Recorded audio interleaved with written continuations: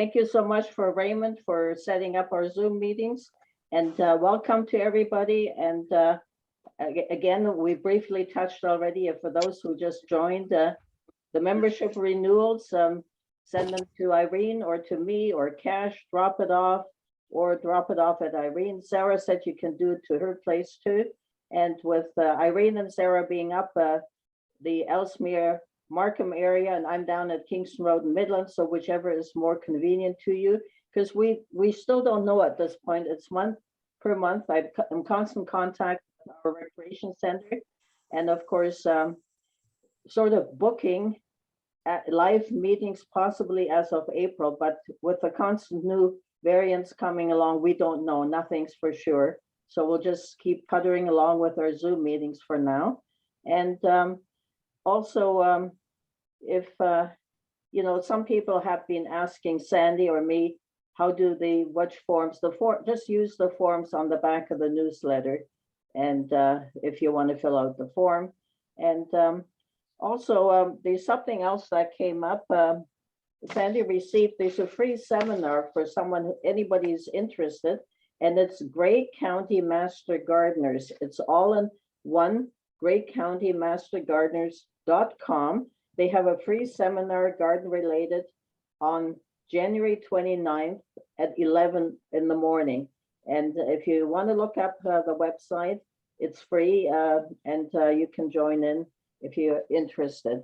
And so again, I think that's pretty well all we have to say. And of course, Lynn found and discovered Tanya, our speaker. So Lynn, you could just sort of introduce her if you like. Oh, you're muted, Lynn. You're muted.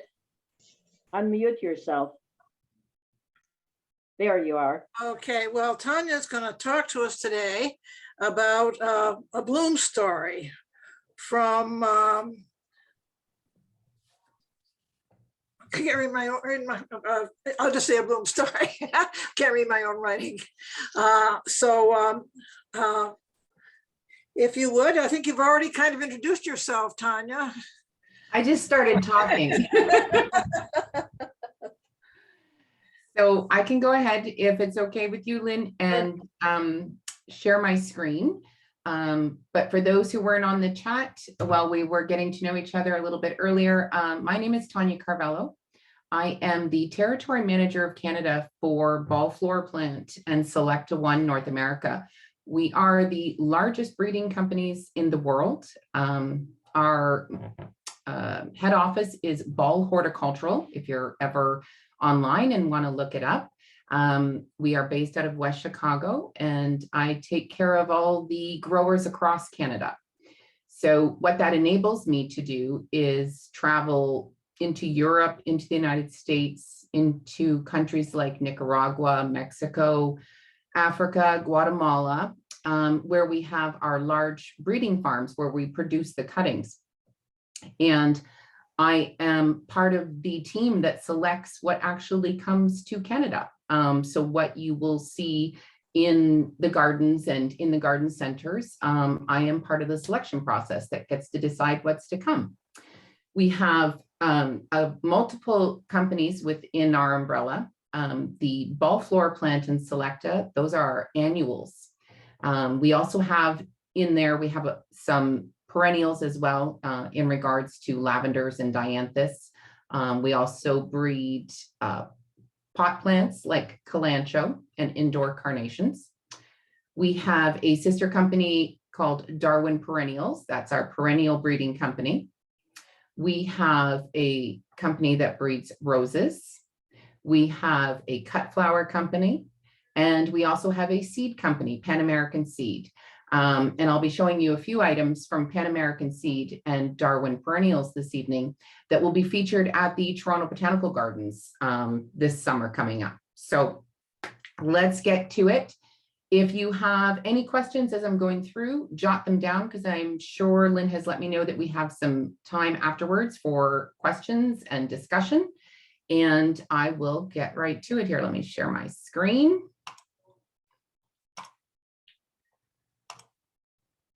And I will put it into slideshow mode.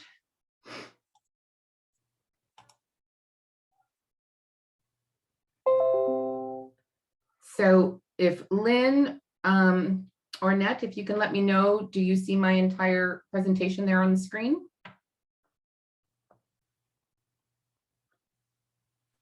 Yes, I can see it. Okay, perfect. Okay, so what Lynn was, the title of the presentation I'm going to give you tonight that Lynn was trying to read her handwriting is A Bloom Story from the Breeder to the Trial Garden. So how we get those plants that you see in the garden centers and in the gardens around cities and municipalities, how we get them here to Canada. And I'm going to talk a little bit at the beginning about the breeders, and that's who I am. I work with the breeding companies. So I'm going to show you tonight one of our main farms instead of showing you Africa, Guatemala, Mexico, everything. This is our main farm. This is called Las Limas. It is located in Nicaragua. And the reason that we produce cuttings in these offshore locations is because they provide optimal growing climates and altitude for the production. If we had to try to produce these cuttings here in Canada, the cost of your garden plants that you buy in a garden center would be unaffordable because the growers would have to be running high efficient lighting and heat, of course, in the greenhouses 365 days a year to produce the cuttings that they would need in the winter time, which is when we stick cuttings. To give you an example, we've already been shipping millions of geraniums, petunias, osteospermum, those kinds of things have already been shipping into Canada since the end of December. So we definitely need the optimal growing climate that we can get in these other countries.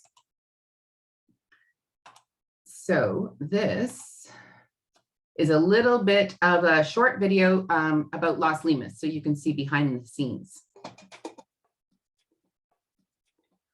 Flora plant broke ground on its Las Limas production facility in Nicaragua in 2012.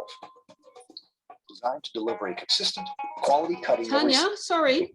The first three greenhouses have been constructed. All we see is it's not going through your slideshow. We're just seeing up this left. We see 1, 2, 3, 4, 5, 6, and your title page. Oh, you don't see the screen? Well, I see the it, screen, but we moving. don't see the slideshow, and we're not seeing the it's- video. You only have your Oh. first screen up, like the title, and what you can see the whole Okay. process of slides on the left-hand side. You haven't moved into the slideshow. See, I have a dual screen, so on my one screen, it's supposed to feed the Okay, second. now you're on your second slide that says welcome Okay. to Las Limas. Okay, I'm going to leave it like this instead of going into slideshow mode then, because something's not connecting from my one screen to my next, okay? So this is Las Limas, Nicaragua. I have been to this location multiple times. It's a little bit sketchy the one year I went, but it's definitely safe now. So I'll pop over to the video and you should be able to see it now. You can see it now? Yep, looks fine. Okay, perfect.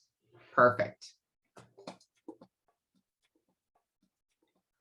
Flora plant broke ground on its Las Limas production facility in Nicaragua in 2012. Designed to deliver a consistent, quality cutting every single shipping week, the first three greenhouses have been constructed to deliver on this promise that they make to their valued grower customers.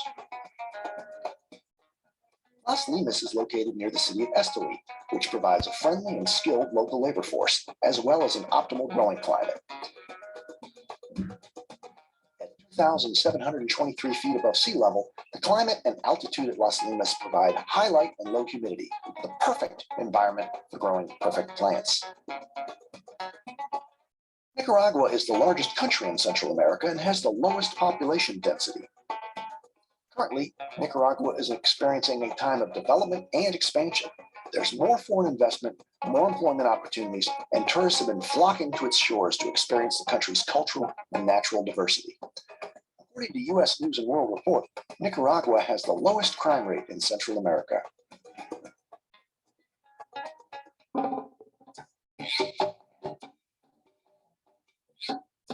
Las Las Limas is a state-of-the-art facility featuring 18-foot-high gutters for optimal airflow, automated vents, fans, and shade cloth to allow for the optimum climate.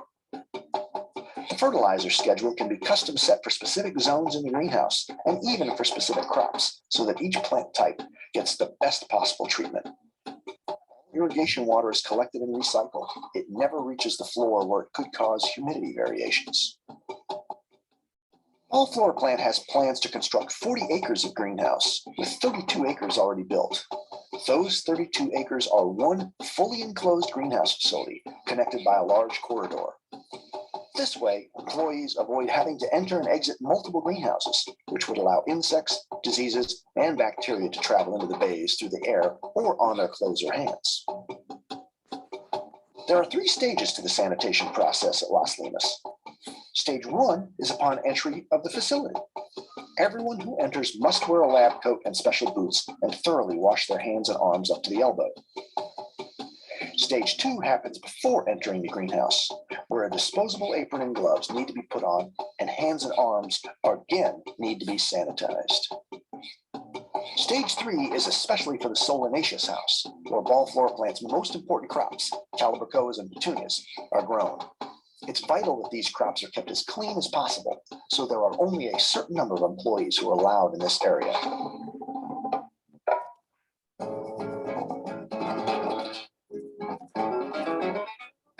All of the water used at Las Limas is recycled, which not only makes it a more sustainable operation, but also prevents employees from having to unnecessarily reapply fertilizer. The water is collected in troughs in the greenhouse and goes through several filters, screens, and UV sanitizers so that the water is clean when it's used on the plants again. Once the water goes through a slow sand filter, a UV light system, and is injected with chlorine, it's tested to see how much fertilizer it still contains. Fertilizer is then pumped back into the system only when necessary. Nothing gets wasted and no fertilizer or other chemicals is dumped into the ground. Most importantly, the water is sterilized so that there's no possibility of viruses or bacteria going into the system.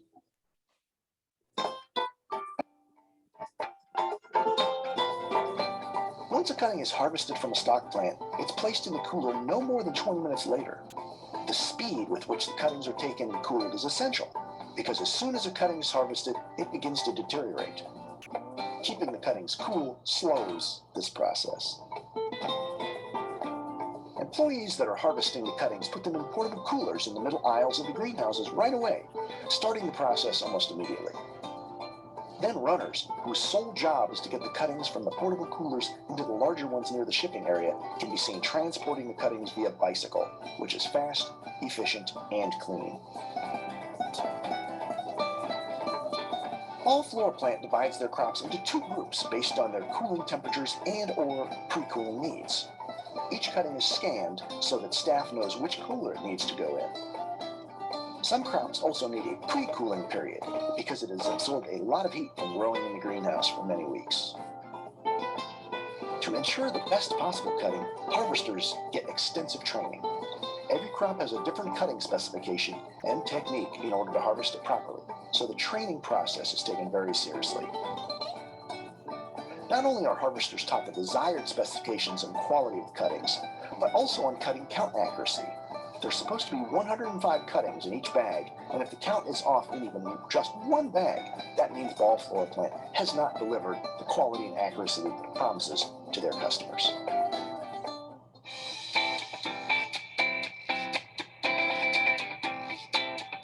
Having a consistent workforce is very important. Because the nature of Ball Floor Plant's product is very seasonal, one of the company's goals is to have previously trained employees who come back every season.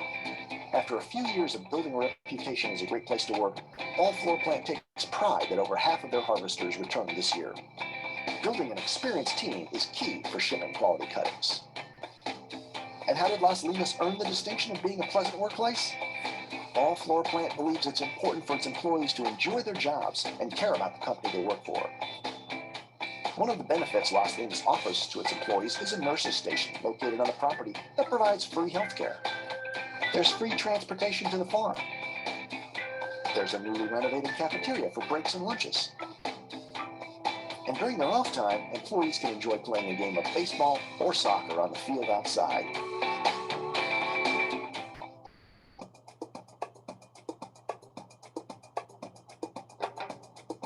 Every bag of cuttings has its own barcode, which is scanned when it's ready for shipping to make sure each order is accurate. It also allows employees to track every bag to the exact plant and bench the cuttings came from, if there's a need to troubleshoot any problems.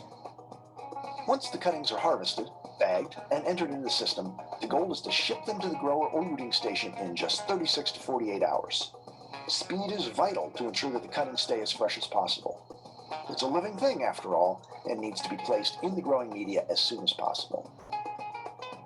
Las Limas is located right along the Pan American Highway, and improvements to infrastructure in Nicaragua have enhanced the road, making it easier to get the cuttings from the farm to the airport in Managua quickly. For example, when the cuttings leave Las Limas on a Sunday at 5 p.m., in most cases, that box would be delivered to the greenhouse in the U.S. on Tuesday morning. Las Limas and its people make it happen. 99% order fill means Ball Floor Plant is your most reliable source of unrooted cuttings. Beavers, this is massive. It really is quite the facility, and to think in our minds that that cutting leaves, you know, Central America in Nicaragua and arrives at a grower in Ontario, British Columbia, Nova Scotia on Tuesday at some point. That grower then sticks that cutting within 24 hours. So from Sunday to Wednesday, that plant's now in the ground. And it's not that we're shipping, you know, a couple hundred cuttings here or there. To give you an example of a grower that would be near your area, because I'm north up near Barrie, so I'm near Bradford Greenhouses. Not sure how many of you know where Bradford Greenhouses is, but I actually worked there for almost 14 years before I came to Ball. There's a grower down in, it's called Wrecker's Gardens. It's just to the east of Scarborough, and they're a large growing facility. And as an example, they would receive possibly upwards of 1 million cuttings a year. So between December and the end of March, they receive 1 million cuttings that have to be stuck for plant material to be sold to garden centers across Ontario. So that's a little bit about the breeding process. So any questions you have, like I said, we can go back and answer at the end, because I'm sure there was a few things that came up in that video that you might want to ask me about.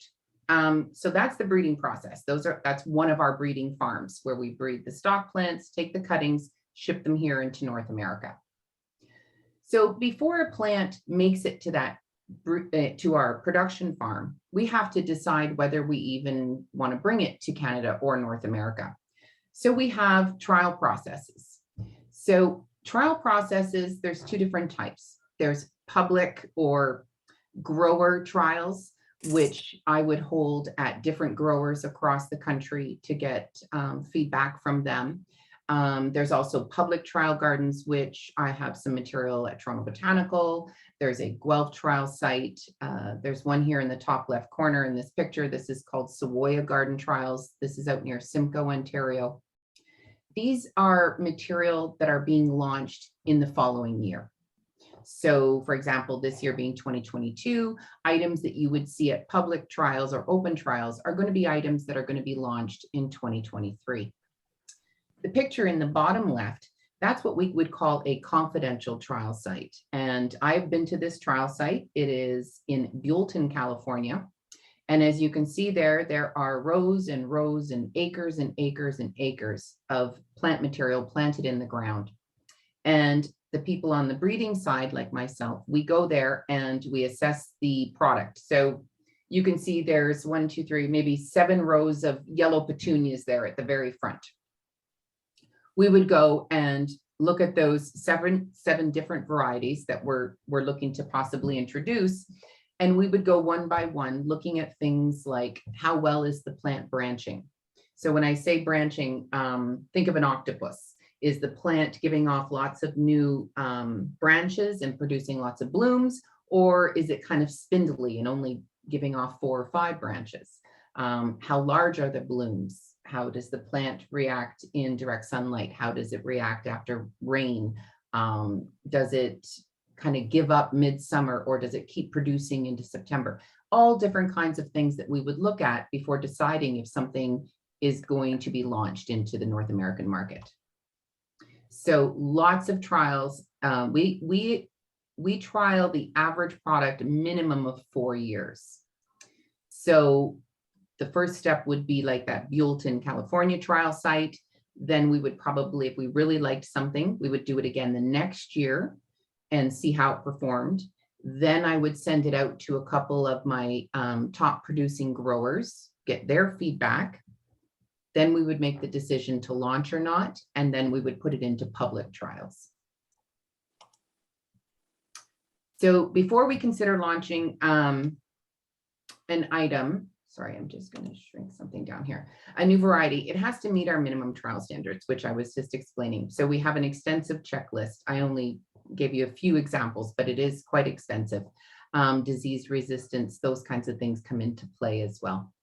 So, and we have to test it across all regions, because yes, it would be fantastic if everything worked in Ontario, but I also need to see it perform in British Columbia, Nova Scotia, and of course, Alberta, which is its own incredible microclimate. So it needs to perform in multiple climates across the country and across North America. So we have here, this is a picture of myself here in British Columbia. Rainbow Greenhouses is one of the largest producers in British Columbia, and very great operation. They do an extensive trial for me every year. They are one of the selected trial sites in Canada. I have two that I've selected, one in Ontario and one in British Columbia. And these trial greenhouses will trial material that's 2 years out. So this, I would send into them in 2021, last year. I was sending them already the 2023 introductions to get their feedback. Just that kind of one last checkpoint with a large grower to make sure that it meets their standards as well. They would then show it to some garden centers, big garden centers in the West Coast, or retail outlets like a Home Depot or something that has a very large garden center, also get their feedback and see if it's something that they think would do well in their garden centers. So in Ontario alone, we have quite a few different public gardens that you can view trials at. Did you want to phone June yet? There's Guelph University has a trial site. Guelph is also affiliated with Landscape Ontario, and Landscape Ontario does a full trial site that's in Milton. If you're driving on the 401, you can actually see the Landscape Ontario trial site off to the right-hand side as you're traveling on the 401. Sant Open House. Sant Greenhouse is located in Bolton. They are a very big partner for me in bringing the genetics here to Canada, and they host an open house. And then of course the Savoya Garden Trials, which I had showed you on a couple slides earlier, the photographs from there as well. Savoya Garden Trials, I know it's a bit of a jaunt from here, about 2 hours, but it is really, really fun to go to and see all the different genetics that are coming to the marketplace. And it's completely open outside.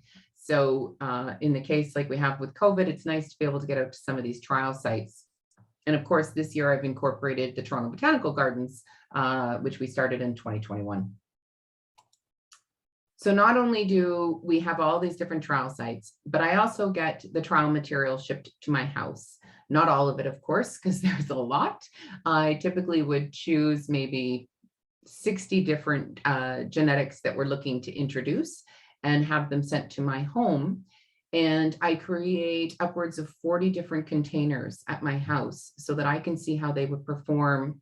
I mean, I'm by no means a master gardener. I love working in floriculture and horticulture, but I make mistakes and kill plants too. So I don't have a watering system. This is all my plants are watered by hand. So it's good for me to see how the plants are going to perform for just the average gardener, person who's interested in, you know, doing some mixed combos at their house. And I like to play with colors and see what plays well together.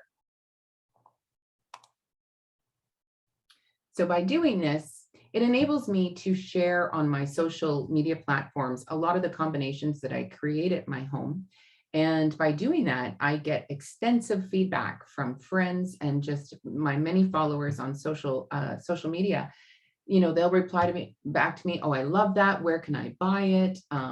When can I find it? Is it early summer? Is it late summer? And it really engages conversation. And I absolutely love that part of my job, because at the end of the day, no matter how hard we breed or how fantastic the grower is, if the end consumer isn't drawn to the plant and wants to purchase it, well, then I guess we're not doing our job right. So for me to get the feedback by doing, you know, talks like I am today, and I do speak to multiple groups across the country, that also feeds me and gives me the insight that I need to do my job properly.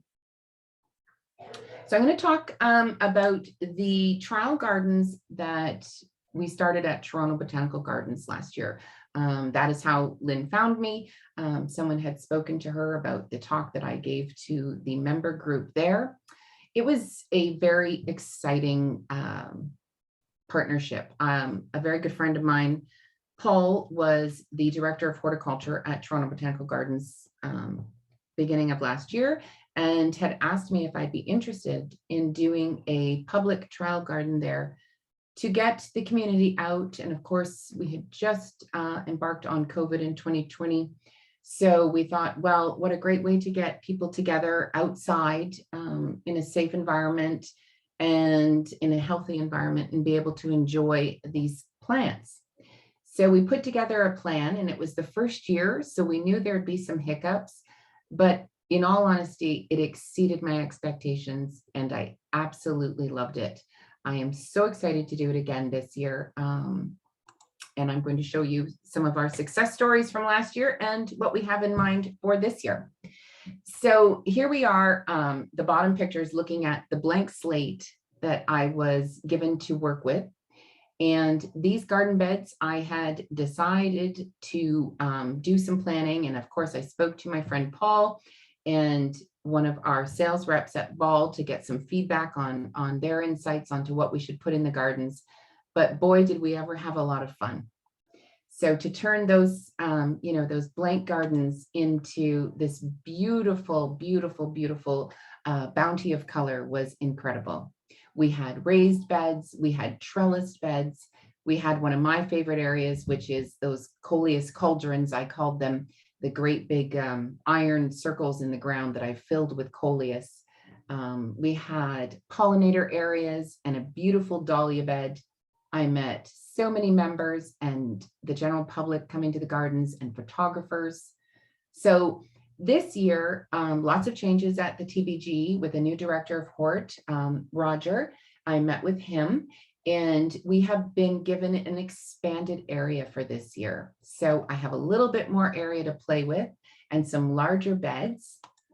So I don't know how familiar everyone is with the Toronto Botanical Gardens, but in the parking lot, pardon me, on the western side of the parking lot, you can enter into the gardens, and there's these two massive angled beds that kind of guide up, and they have, you can see there, the retaining wall at the front and the two big concrete circles. We have been given those two very large beds to work with this year. We're also going to be doing some large containers to put on those concrete circles. And I've invited our sister companies, Darwin Perennials and Pan American Seed, to be a part of the gardens this year. So the two large angled beds are going to be filled with annuals. And this pathway area that we have been given to use is going to incorporate some of the newer perennials, which I'll show you later in the slideshow. In getting to know the new director of Hort, Roger, we talked about pros and cons, things that worked, things that maybe I needed from the TBG to show the plant material better. We just brought everything to the table on what we could do, what people were looking for, more to see. A common thread I heard was plant more pollinators. We had a lot, but plant more pollinator-friendly plants and plant more plants that will bring the hummingbirds. I don't think I ever saw anybody at TBG without a camera or a phone out taking photography. So I was up to the challenge. I love taking pictures of bumblebees and hummingbirds as well, and butterflies. So you'll see a lot of my own photography in this slideshow. So in these back beds, I've tried to incorporate a lot of pollinators in every area of the bed. So starting with those two massive large beds I just showed you, the newer areas, we're going to put in some pollinators, and I'm going to call it the Pollinators Paradise. The first bed on the left-hand side, I'm going to be incorporating some new Angelonia.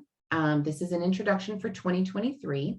So we do sample out these new introductions to the growers, but in very small quantities. So if you do see one of these 2023 introductions at a garden center this year, you're very lucky because they get a very small quantity. And I find often a lot of the times the staff will scoop them up before they hit the sales floor.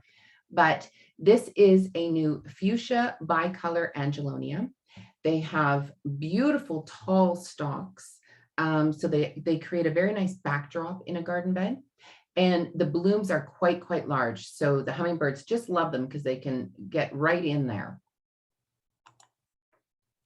Another item I'm putting into this first bed on the left is going to be our Color Rush pink and white petunias. Color Rush petunias are a landscape petunia. So a lot of times you'll go to a garden center and you'll see petunias offered in multiple different sizes. What the growers are doing are trying to show you in a smaller pot that petunia is probably going to have a smaller habit in stature when it finishes. If you see a petunia in a larger pot, like a 1 gallon pot, that petunia is probably a landscape petunia. So it's going to mound and trail and give you just a ton of blooms. So great for edging and landscaping. And that's what these Color Rush petunias do. So these are the 5 items I'm going to put in the first bed. And yes, there is a theme. There is definitely a pink and pink toned theme in this bed. I'm calling it Shades of Pink. So like I mentioned, it'll have the new Angelonia fuchsia bicolor. It's going to have 3 of our Color Rush petunias. 2 of the colors are existing in our catalog, the pink and the white. And then we have a brand new introduction called Pink Star, and that will also be in the bed. And then another pollinator into the bed is going to be this Shamrock Rose Lantana. That is an actual introduction for 2022. And I did show it at the beds in the TBG last year. This way, I think we're kind of doing a blend, keeping the pollinators happy and putting some pops of colors with those petunias. All of these items are summer loving items. So they really thrive in the Ontario heat and high humidity that we get. And these will push blooms right up until the end of September. So almost that perfect transition until we need to start thinking about fall mums and fall plants. The other large bed right beside it, I'm going to go with more of the blue tones. These blue tones, I'm not sure if anyone is aware, but Pantone has announced the 2022 color of the year, and it's called Very Perry. So it's kind of a periwinkle blues kind of shade. So I kind of did a play on that and thought I would incorporate lots of blue tones in the bed beside. And I think those will really be, really pop and be eye-catching as you pull into the parking lot. So another new Angelonia, very similar to the fuchsia. This is going to be a violet bicolor. So again, really nice tall backdrop in the garden with great big blooms to make the hummingbirds and the bumblebees really happy. I'm going to do another petunia series that we have. This is going to be a brand new petunia series to the market. It's called Sure Shot. And the Color Rush are very spreading petunias. The Sure Shot are going to give us a little bit more height, and then they're going to spread. So they're going to bulk up a little bit more, be a little bit more beefier in this garden. And I'm going to show 2 colors of those petunias that are brand new to the market. We're going to do blueberries in cream, and I'm going to show this dark blue. I'm also going to add another pollinator, which is going to be the Shamrock White Lantana, pardon me. So again, we're going to have pollinator-friendly plants blended in with some trailing and pops of color. I think it's going to be absolutely beautiful, and it's going to do some due diligence to the Pantone color of the year. So anyone who was able to head over to the TBG last year would have been able to see what we created over in front of the greenhouse. Along the front of the greenhouse, I did an entire bed of dahlias. I think I had in there 11 different varieties, starting with a compact variety, a medium height variety, and then a really tall garden dahlia size. Absolutely beautiful. And then on the other side of the greenhouse, on these front 4 facing beds here, pardon me, I did a lot of salvias, lantanas. You can see all the photographers in this photograph. I saw so many photographers throughout the month of August and September taking pictures of the hummingbirds. It was like I've never seen before. It was crazy. Lots of times we were doing filming and they didn't even want to move because they were trying to get that perfect shot. So in those beds again, I'm going to really try to draw in the hummingbirds again. I'm doing more salvias this year because that was a big request.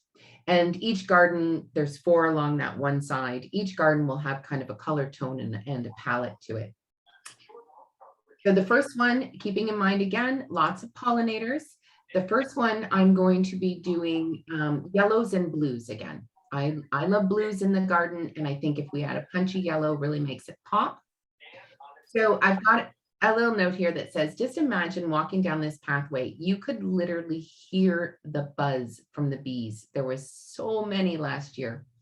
The plethora of bees and the rapidly flapping wings of the hummingbirds, or the majestic flight and landing of the many butterflies, had the members, the visitors, and the photographers patiently waiting to capture the perfect shot.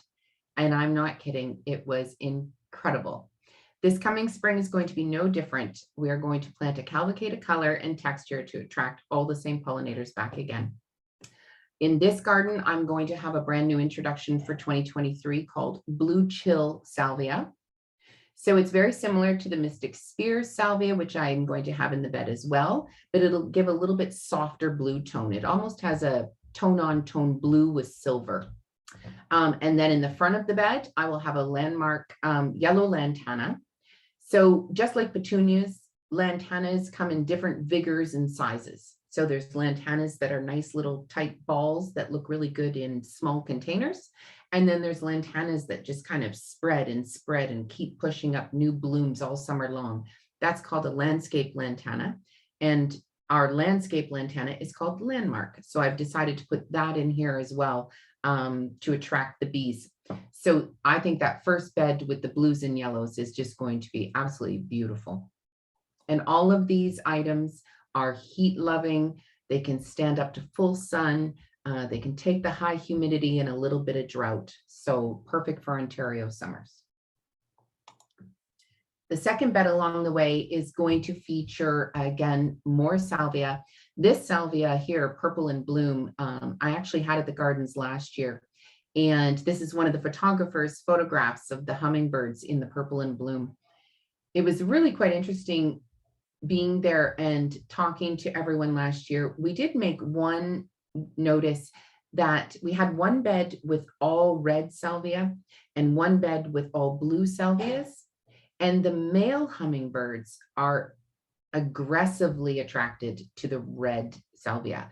Like I would be in there filming and they were dive bombing my head. A couple of times I had to duck out of the way. It was like, listen, lady, get out of the way. We're trying to eat and you're in our salvia. It was incredible.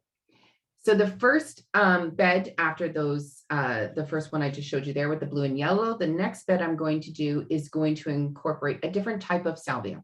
These salvias are much more leaner. They are much more like whimsical. They move a little bit more with the wind and the air. They're a bit, they're not as stock sturdy as the first bed. So we're going to have Purple in Bloom. We're going to incorporate black and blue salvia. And I'm going to do another lantana for the bumblebees, which is called White Landmark. So it has a bit of a yellow center for pop. And then of course the main bloom is white. The third bed down that corridor, I'm going to be having some of that red salvia so those male hummingbirds can be happy.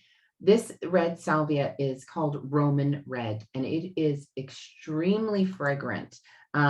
If I get into that bed and start moving the salvia around in order to take a picture or something, my hands smell for the rest of the day. It's a very intoxicating smell. I guess that's why those male hummingbirds are just dive bombing in there. They're just attracted to that scent like crazy. So we're going to be putting in this red salvia, and then in the front of this bed, again, we're going to do another lantana for the bumblebees. This one is called Landmark Red. It actually, when the bloom finishes and holds its bloom for about a week to 2 weeks, it finishes with a really dark red ring, and then it goes into like a really dark, rich orange with a center of a pop of yellow. So absolutely beautiful. Again, heat loving, humidity loving, and those 3 beds filled with salvia and lantana, the photographers will be very happy, and all of the visitors to the gardens. So the last bed, as you walk down that pathway, has a tree in it, in the center of it. So last year, we put into that bed beacon impatiens.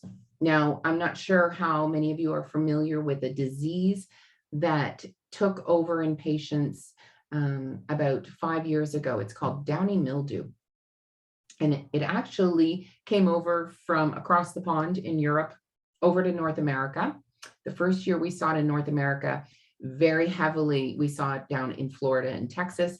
And then slowly over the next year, it made its way up into Southern Ontario, Lower Mainland, British Columbia, all the way up to, I would probably say, about just north of Sudbury, where the frost line gets so low that it actually killed the spores. Downy mildew is a disease that if you were looking at a bed of impatiens, when the disease first infects the impatiens, you wouldn't see it because the spores sit on the underside of the leaves. It's almost like a gray coating, like a film. And what that does is actually attacks the inside of the plant. And within a week, that entire bed of impatiens would just be destroyed, dead to the ground. We saw it everywhere. I remember seeing a bed at the Toronto Zoo that was all done in impatiens. And within a week, the horticulturalist had called me that the beds were to the ground, just wiped out. So our breeding company started working together to create impatiens because they are such a big seller to gardeners that were resilient to this disease. And it took quite a few years to do that. And last year we introduced the single bloom called the beacon impatiens, and I had it in Toronto Botanical. In 2023, we're introducing the first double impatient to the marketplace that is resilient to downy mildew. And I'm very excited about this because, of course, it's my breeding company that's introducing it to the market, and we're going to be calling it Glimmer. So it's going to come in 6 shades the first year. I'm going to show 3 colors at Toronto Botanical Gardens. I'm going to show apple blossom, I'm going to show hot pink, and I'm going to show salmon. We're also launching in 2023 a bright red, a dark red, a burgundy, and a white. A white is a very big landscape color for professional landscapers. I see a ton of white impatiens as I drive around different neighborhoods in Toronto. So just to go back a bit on downy mildew, I'll answer some questions if you have them after the presentation. So the plants, of course, are highly resilient to downy mildew. And what that means that if downy mildew spores are in the air and they land on the impatiens, and you're going through your impatient bed and you lift a leaf and you think to yourself, oh, it has downy mildew, and Tanya said that they won't get downy mildew. The plant can still contract the disease. The disease is not harmful to you or any other plants in your garden, but it won't take down the plant. So the plant is bred, like, think of it as having jacked up vitamins. Like when we get our, I know I said I wasn't going to talk about COVID, but when we get our vaccination and we're highly resilient to COVID, these plants are highly resilient to downy mildew. So they may get some of the spores on the underneath of the leaf of the foliage, but the disease will not take down the plant, and your garden will continue to flourish and give new blooms and produce all summer long for you. So super excited about that, to be the breeding company to bring that to North America. So that's something really cool and interesting to watch for at Toronto Botanical this summer. Across from that, as I had mentioned earlier, we did a extensive bed of dahlias all along the front of the greenhouse. And the way the sun hits that spot during the day is absolutely incredible. You get the reflection from the greenhouse.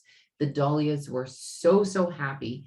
And out of the voting process last year at Toronto Botanical Gardens, actually one of the dahlias, the Neon City Lights, which is an introduction this year, was the #1 voted plant in our trials. So I am again going to put it in there because it is absolutely gorgeous and it's one of my personal favorites. So I am going to not put as many varieties because that's one of the lessons I learned. You know, our first year doing it was, as much as I wanted to show every color of dahlia because I absolutely love dahlias, it was too busy and it didn't give you enough opportunity to focus on possibly the new introductions. So I'm really going to streamline it this year and tone it down and limit the number of varieties that I'm going to put in there. But this new Neon City Lights is absolutely beautiful. I love it. It will be widely available across Canada this year. I know pretty much every grower has ordered it. So definitely, if you're a dahlia lover, watch for it in your local garden center. I'm also incorporating City Lights Orange. This is also a new introduction for 2022. This was a big hit. The bumblebees loved this one as well. So I'm going to be including that one again this year. Another one I'm going to introduce is a 2023 introduction. This is called Tequila Sunrise. And we have bred a dahlia called Tequila Sunrise in the past, but we needed to improve it. And sometimes when we're doing trialing, we're not trialing just to introduce a brand new genetic to the marketplace. Sometimes we're trialing because our existing genetics over time, over the years, need improvement. So this is one of those cases. So we had introduced Tequila Sunrise dahlias years and years and years and years ago. And over time, the stock plants might get a little bit weaker. You might start to shift away from the original parents of the stock plants. So what we've done is improved it. So it again is a very robust plant. It's going to flower as early as the rest of the dahlias, and it's going to hold its beautiful bicolors right through the entire summer. Another new 2023 introduction in the dahlia bed is going to be Mango Orange. This is a Vente, which is a large landscape dahlia. So you get these really big double bloomed heads on top of a nice dark green foliage. Absolutely beautiful. So those are going to be my main 4 larger dahlias that I'm going to show in that bed. And then I'm going to just show one smaller dahlia, which is about half the size of the other ones in height. And it's going to be a 2022 introduction. It's a bicolor yellow and white. It's very, very pretty. It's a double as well. Very feminine with this pale yellow and white swirl. I had quite a bit of this at my home last year. Very, very pretty. And I think it'll just make the other dark oranges and that neon just pop. So the final area for annuals at the Toronto Botanical this year is going to be these raised beds at the back of the pollinator area. So you have these trellises along the back, and then in front of those 2 different trellises, you've got 2 raised beds. Now, last year we did the climbing ipomoeas up the back, and I'm going to do those again. Those are potato vines because I think they were just beautiful, created a gorgeous backdrop. But if anyone went to visit, you will have noticed that we had planted some calibrachoas in these front right-hand beds here. And we noticed in about the end of June, the calibrachoas just weren't taking off. They were looking very chlorotic, so very yellow, patchy. I spoke to Dean, who's the head gardener, and asked him to do a pH test on the soil. And lo and behold, turns out the pH level in the soil was extremely low. So I made some recommendations for him to get some fertilizers that would help bring up the pH level and really give the calibrachoas a boost. But unfortunately, by the time he got them and tried to get the fertilizer into the bed, it was much too late. The plants had just deteriorated. but it was also a good lesson to learn, because a lesson for Dean, of course, and a lesson for me that maybe I should have, had him check his soil levels, pH levels earlier on. When you're planting this abundant of plant material, and I'm sure you all are aware and do this at home, regular fertilizing when it comes to annuals is very, very important. The shelf life or the garden life of an annual is short.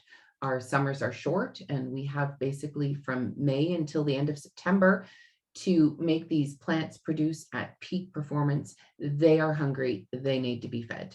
So going in this year, I've mentioned to them to make sure all the soil gets a really good treatment of new soil and compost and fertilizer prior to planting day. So lesson learned, we're not going to plant Calabrico in those garden beds this year. I'm going to switch it up. So again, I'm going to do the backdrop with the potato vine and the Thunbergia. I think it was absolutely beautiful. And I'm also going to incorporate some coleus. Coleus is, in my mind, it's a no-brainer.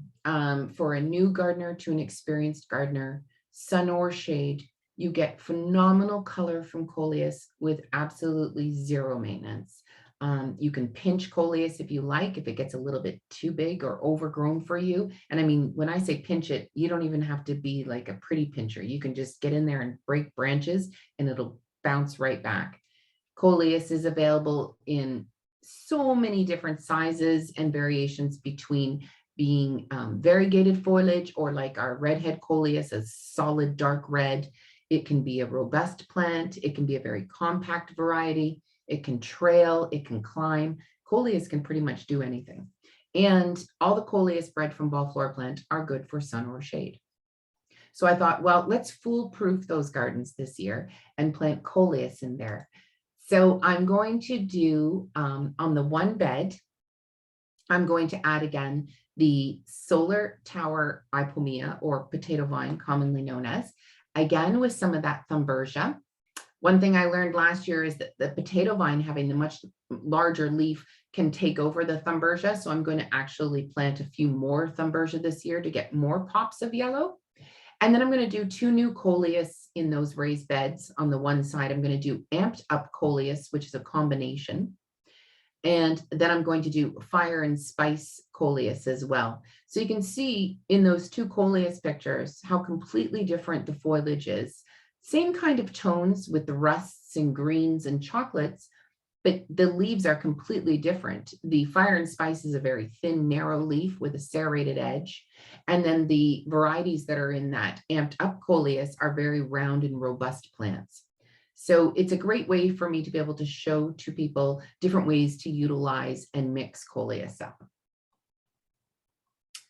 On the other side, we have, again, the trellised area and then 2 more raised beds. I'm going to do the potato vine on this side as well. And I'm going to mix it with an orange Thunbergia on this side. And then I'm going to do 2 brand new introductions for 2023. These are 2 new coleus. I actually had these at my house 2 years ago. They did very, very well. The first is called Road Trip. And don't you love these cool names we come up with? Road Trip reminds me of kind of a teardrop shape. It's rounded, has a very vibrant pink in the center, mixed with a chocolate brown. And then the Glory Road is a vibrant, rich red with a little bit of brown in there and with the chartreuse green on the edge. Both of these coleus are very smaller leafed, and how their growth habit is they'll mound and then they're going to trail over the front of those raised beds. So a very different kind of looking coleus, not your typical big fat leafed coleus. So I think it'll add a lot of interest to that area. Another component that we're going to be adding to TVG this year is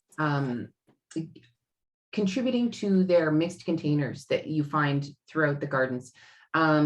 They really struggled, I guess, funding different things, how to get enough material to plant into all of their containers. And so I was like, hey, I'd love to do containers. I showed them some pictures from our offices at West Chicago, where we create some of the most beautiful containers I've ever seen. So I'm going to be contributing some really cool items for containers, and all the items that I'm contributing for the containers are going to be pollinator friendly. So we'll get to have an entire garden area, whether it's the beds or the containers, are going to be attractive to our friends, the pollinators. These pictures here are some of the photos I took this summer in West Chicago at our ball gardens. It encompasses acres and acres of landscaped beds, but they also have these big, beautiful containers. So if you're ever looking for container inspiration, my heavens, there are some beautiful ones at ball gardens. So some of the cool items that we're going to be contributing to TBG for their containers, I have some combinations that we have that are called Gold Plated and Porch Patriot. So they incorporate Angelonia, Lantana, and Scabola. And then we have a brand new Bidens, which is this vibrant red and yellow eye Bidens. That's a new for 2023 introduction. And then you'll see a Sundrop double Bidens. We introduced that in 2021, and that'll also be in some of their container gardens. A brand new item for their containers is a new Kufia. Typically we see Kufia, any of you that go to Florida for the summer, for the winter months might see Kufia out in Florida in containers. It is very much a southern plant, but we challenged the breeders to come up with a Kufia that we could use here in the north. Yes, we have a short season. I need it to perform, and I need it to push out a plethora of blooms for a very short amount of time. So we have two new Kufias we're introducing into the marketplace. We have Cherry Bells and Sugar Bells. Sugar Bells is actually going to be the very first white Kufia introduced into the marketplace.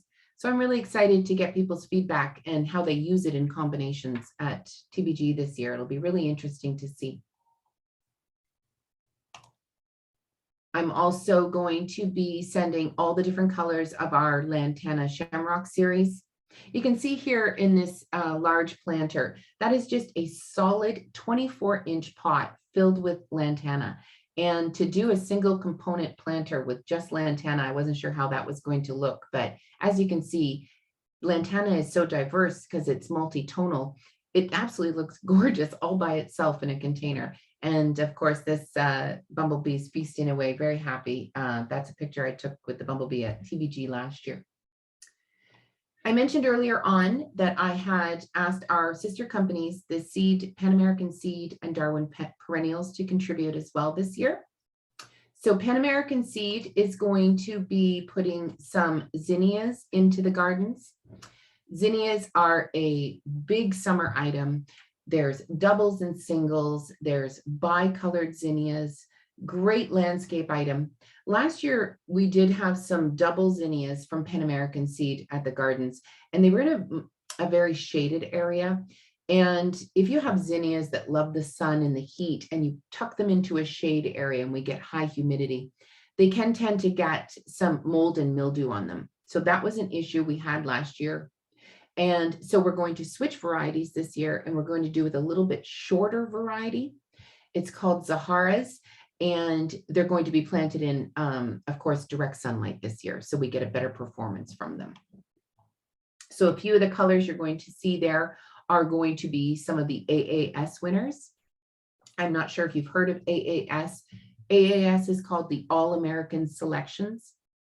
These are specific plant materials that are trialed across North America and chosen to be top choice performers from multiple trial gardens, and for their resilience to disease, their garden performance, heat tolerance, the longevity of blooms. Much criteria goes into becoming an AAS winner.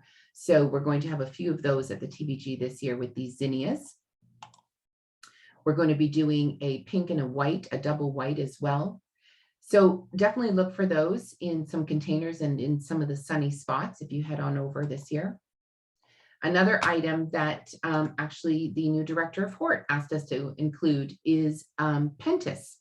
So Pentas comes in tall varieties, short varieties, compact varieties, very robust varieties.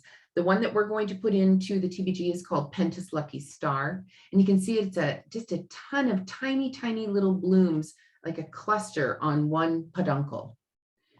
So we're going to be sending over some pink tones and some lipstick, some whites, some mixes, and some vibrant, vibrant purples. Absolutely beautiful, and also a pollinator friendly plant. So that's going to be absolutely beautiful with some of those lantanas mixed in. And last but not least, we have been given an area for some perennials. So perennials is, of course, not my forte. My forte is annuals, but I didn't want to not be able to show you some of the really cool perennials that we're going to be adding. This was a picture I took at TBG this year. Absolutely beautiful in this butterfly bush, this monarch, but they're going to be cleaning up this walkway here. And some of the perennials that are already in here are very, very old. They need to be dug up, moved, maybe split. So they're going to be creating a lot of edging along the way for us to incorporate some color. And I think this area is really lacking pops of color. So kind of went through with our perennial team and chose some vibrant colors to add to this pathway. So the first that we're going to be adding is this, and I could like totally crucify these names. And if I do, just laugh along with me. This one is the Agastache Little Adder. I've given here on the presentation all the specs. So if you want to watch this presentation, as I know it's being recorded after the presentation, you'll be able to see the finished and spread height on all of the different perennials. I also challenged our perennial team to make sure everything that they were looking at contributing to TBG this year, make sure that it fit into our theme of really going after pollinator friendly plants. And they have assured me that the bees love the nectar of this plant. So you can kind of see the growth habit in the first picture on the left, and then how the bloom is going to look. So I think lots of pops of blue are going to add to that walkway this year. Of course, I love the Buddleia. So we're adding a new variety into TBG this year called the Chrysalis. This is a more compact series. I know I see some butterfly bush that are just like well over the height of my head, just massive. This one is much more compact, stays a little bit tighter in the body.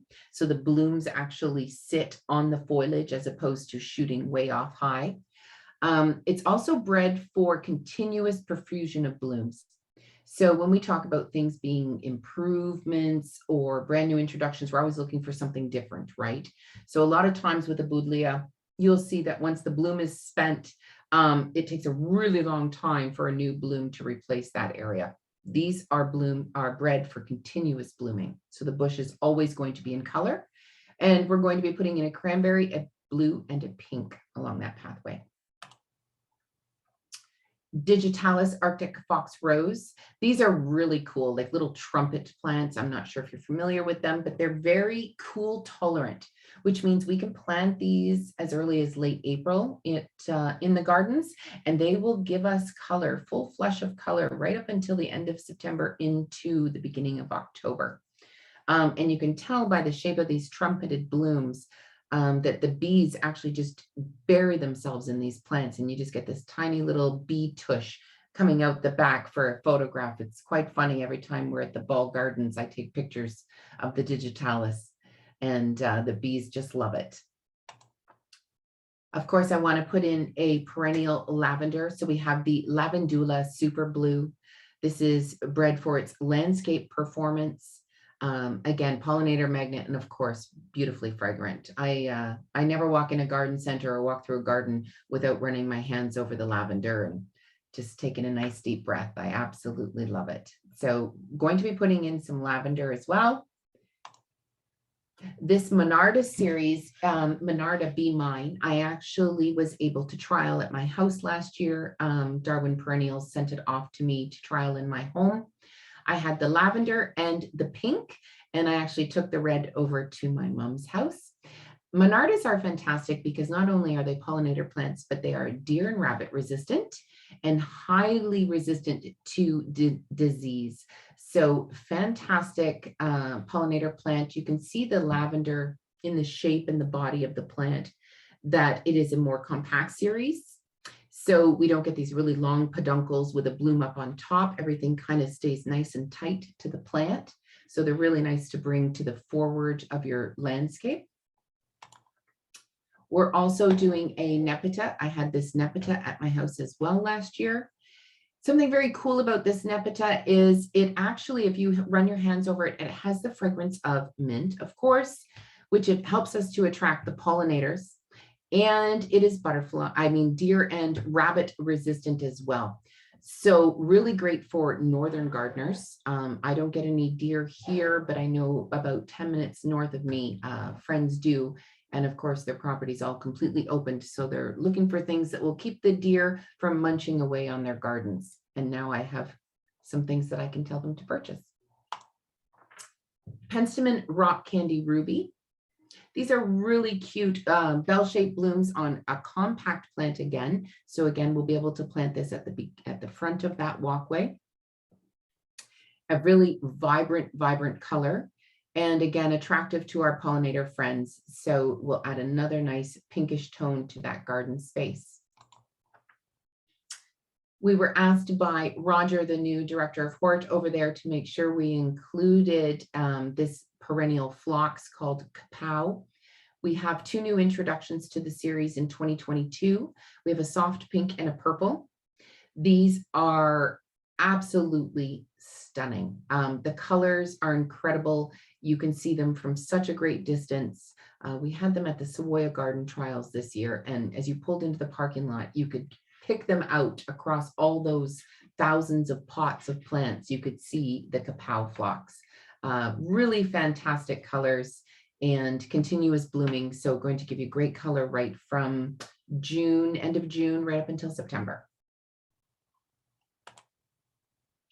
And then lastly, we're going to be adding another salvia. This one's a perennial salvia. So sometimes when I look at the difference between an annual salvia and a perennial salvia, the perennial salvias have much more darker undertones. So this is a very rich color. You can see it's a very deep, dark blue. Whereas some of the annuals that I showed you earlier in the presentation have a much more vibrancy to them, a little bit more eye-popping. But these are excellent for April to September, dark color. You have winter hardiness, summer heat tolerance, and a really beautiful spread on this. So of course you, unlike an annual, you're going to get a really nice spread on it up to a few feet. So really fantastic. And of course, the hummingbirds will be happy to have some perennial salvia in that walkway. So that's everything that I have for you presentation-wise for tonight. My name and phone number are at the end of the presentation. So don't ever hesitate to reach out, ask a question. If something comes up or you see something and you want to ask me, I love to get the emails, and I will absolutely always respond. So it might take me a day if I'm traveling, but I will always respond.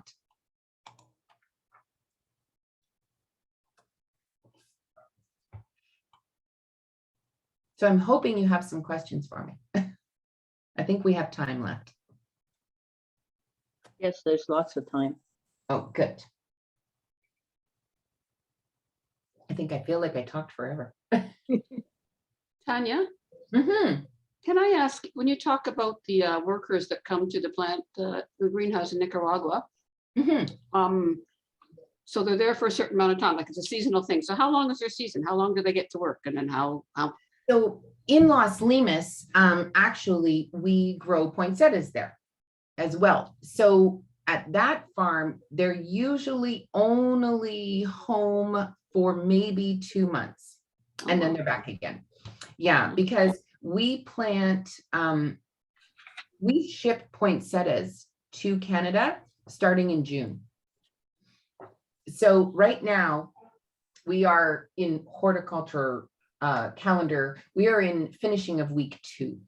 So we ship annuals and perennials from Los Limas right up till probably week 16. Sometimes into week 24 if we're doing a really late garden, say in Winnipeg or something like that. Manitoba tends to take much later than us, right? So if we do that, pardon me, then the workers may be home for the month of May, but not all of them, because there's also sanitization protocols and we have to get ready for the poinsettias. So then the poinsettias are planted, right? We start shipping poinsettias week 24, which is the middle of June. So we have the workers start to come back to start taking the cuttings on the poinsettias to ship to the growers here.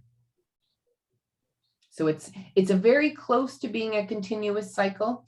We have a farm in Guatemala where we do all of our geraniums. Geraniums like a very specific climate. So we don't grow geraniums at Las Limas. All of our geraniums are grown in Guatemala. Our Guatemala farm, we don't grow poinsettias. So those workers would then, those would be seasonal workers. So once we're done shipping our geraniums into North America, the workers go home until it's time to plant the geraniums again. Could you give us your email address again, please? I didn't have time to write it down. Yeah. T. Carvalho. Yep, T. Carvalho at Ballhort, and that's all one word, BALLHORT.com. Thank you. You're welcome. And that here, Tanya, when you're talking about a trial lasting something like 4 years, how much would you have to invest money-wise? How much money has to be invested for this sort of thing? It's quite a big investment. We actually have our team of, our breeding team, that's all they do all year round. So when we look at doing a trial, it could range, they're all different. So there's a couple trial sites in the United States where it might cost us upwards of $10,000 to run the trial. And then there might be another trial at a grower who, because he's going to sell that product afterwards, he might say, okay, I want to do this trial because it also benefits the grower, right? Because then he has a voice and an opinion in what we bring to market. And he a grower that does some of these trials, they kind of feel like they have the edge on the other growers because they're like, ooh, I saw something you haven't seen. It's very childish, but it happens. They get to sell those plants. So maybe they might say to us, okay, I just need to pay for the pots that I grew them in. So my fee is $2,500. Or if I do a public trial, like I'm doing at TBG, I'm actually donating all of that product. But if I were to have an invoice for all of that product, like I pay Sant Greenhouse here in Bolton, they root all that product for Toronto Botanical Gardens into 4-inch pots. So I then pay him an invoice for doing that for me, right? Because he's bringing in that product in about 5 weeks, and we don't send it to Toronto Botanical until the 3rd week of May. So I pay him to grow that out for me based on per pot. He might charge me if it's all 4-inch pods. So it's all different depending on where the trial is. That trial in California you saw that up the side of the mountain there with all the plant material, we own that land. So it's our own staff, but that's time invested, right? So that's time and money invested in our own employees going there and planting. I travel there. So there's a lot of cost involved because I fly all over North America to read these trials. And I fly to, Nicaragua to check on the trial material, or I might fly to Germany. We have trial gardens in Germany because we have breeding companies over there as well. So I fly to Holland to go and see this trial material. So there is so much time and a ton of investment goes into choosing what gets launched. And you never think of that, right? As a consumer, nobody I would never walk into a garden center and think somebody spent years picking whether this plant came to this garden center. You would never think of that, right? Well, that's why I was curious. Yes. Yeah. It's a big investment. Great. Yeah, sure. A lot of work involved and money too. Yeah. And that's why I love to do talks like we're doing. And typically it would be in person, of course. I wish we could have all been in person tonight. Maybe next time, because I you get a lot more feed from people's body language and their facial reactions when you're showing them something, right? Like, because I'm on a small screen here showing you products and you're looking at it on a screen instead of in the garden, I don't really get to see what you think of what we're introducing. So if you do get a chance to go to TBG this year, please shoot me a message and let me know what your favorite is, what you don't like. You have to give me the good, bad, and the ugly. I need to know it all. Will you be there in person? This past year, I was there probably about 15 times. Yeah. I do a lot of filming. I go document. I take a lot of photography. And when I go, I'll make note of what the weather's like that day, what the weather was like the day before. Like I said to you, with the soil and the pH level, I look for things like that. Like if something isn't performing, I will talk to Dean, the head gardener, and say, hey, what's going on? When was the last time you guys fertilized this garden? Or, how's the watering regimen? Or I'll give them a heck and say, hey, can somebody get in there and weed that? Or I'll get down and start weeding it myself. So it's a lot of factors come into play on whether something performs well. So lots of things to consider. Great, yeah. And I guess if we want to meet you in person, it'd be best to email you first possibly, or Yeah, just email because I you can if you always come down. Absolutely. What I basically tried to do was we're planting this year, I think week 20. So the week of May 15th. So there's not much to see except a whole bunch of carts being unloaded and us digging in the garden, but I'm there and I help and I lay everything out, and all the volunteers are there digging away. And I try to spend as much time as I can there on planting day. And then after that, I typically try to go every 2 weeks. I see, yeah. So Great. yeah, just reach out. And if you're planning a trip, within the next 10 days or so, reach out and I can let you know what day I'll be there. And I usually try to go down in the morning because I find that's when the pollinators are most active, and I get the best photography is in the morning light. Great, thank you. You're welcome. Ian here. Hi, Ian.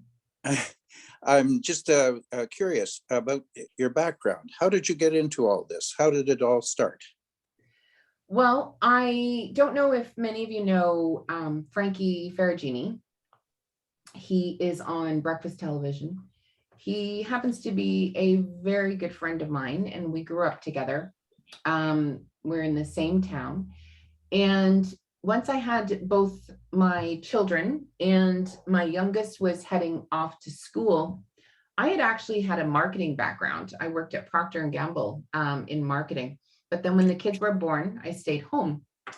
And once they were both headed off to school, my good friends, the Ferraginis, they own Bradford Greenhouses, Garden Gallery up here in Bradford. There's 2 locations. They were at my house for dinner and they said, well, Frankie's leaving and he's going to television. So do you want to go back to work? I'm like, okay, well, but I don't work in greenhouse. I work in marketing. And they're like, well, you can start in the retail store and, getting to know the product and doing the displays and helping us with marketing. Okay. So that lasted a year and I got really bored because I fell in love more with the plants than with the marketing. So I quickly moved back into the greenhouse grower operation side of the business and threw myself into the industry. I'm like a sponge. I needed to know everything. I started traveling. I started meeting the breeding companies. And so almost 14 years. And it just was the most incredible experience. I got to travel and I got to be, part of making combinations and picking the plants that the greenhouse would grow. And it was all hands-on learning, 100% of it. I went to school for not horticulture. So there's something to be said about on hands learning. And I think if you're going to do it in any industry, horticultural is definitely it, because being in a greenhouse with the plants is the absolute best way to learn. So I've grown everything from annuals to poinsettias to some house plants, and I love it. And then once I had gotten to a point at Bradford, it's a family run business and they're very good friends, kind of reached the the top of the food chain, as you will, in the organization for what I could do, as they had their own children coming up in the company. So the only way to keep growing my knowledge and keep getting better at what I was doing was to leave a job I loved and take a chance and start working with ball. And I didn't think I could love a job more, but I absolutely love what I do. Absolutely Great. love what I do. Great. I knew that there was something special about you. I worked for Procter & Gamble for 29 years. No way. Well, they started moving all of the departments down to the United States Yeah. when my kids were born. So I thought, Right. well, I'll just stay home, and fell out of marketing, but into a world of plants. And Yeah. it's So that was back in the 1990s, in the early yeah, my 90s. daughter was born in 95 Yeah. and I was at Procter & Gamble. Yeah, I retired very early in 1994. Wow. And I went there right after.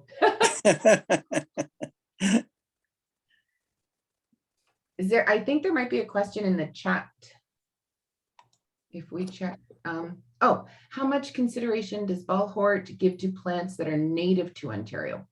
So it's very hard to focus on plants that are just native to Ontario for a company that is global, because we ship all over the world, Australia, Europe, South America, Central America, and North America. If I were to ask them just to focus on such a small part of the piece of that global pie, I would get resilience, of course. If there's something that's native to North America, as opposed to just native to Ontario, our breeders are much more open to be able to get their hands on something and spend time on plants that are native to the continent, as opposed to just one province, because the company is, like I said, global. It's very hard just to focus on one area because it has to be able to go everywhere. Hi, it's Sandy again. One of your dahlias, the City Light Neon that you said everybody likes so much, is that one of the taller ones then? It is, we would call that a mid-size. So the Vente dahlias are our tallest landscape variety. And then the City Lights, those are our middle. So I would say finished height is going to give you about 2.5 feet. Okay, thank you. You're welcome. And then, Well, yes, you can watch this too. This is recorded, I believe, right, Annette? So they'll be able to watch it Yeah. after the fact again. And that's when you might get some questions. Right, how long, I forgot to ask Raymond, how long did you agree to have it recorded? For how long? I don't think we had a time frame of how long. Okay. So, Tanya, if you have a time frame of how long you want this to be available, just let us know. It's if it's for your members to be able to watch and use as a reference, as long as you need it to be available Great. to them. Well, a few years back, there was a national competition held to name a flower of Canada. What was that again? I think I saw that at Canada Blooms, did I not? Yeah, what was the name of that? Yeah, it was a flower that It was a grows in rose. Talking about the Cornus canadensis. Cornus canadensis. Yes, that's it. And I do have it in my garden. Yeah, that might be. I just wanted to put in your collection.